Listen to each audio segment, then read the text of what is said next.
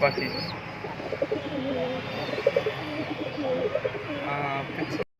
Hello guys, দেখো আজকে আমার বাড়ির কবুতর। এই যে দেখো, এই যে এটি লাহোরির বাচ্চা এখানে আছে।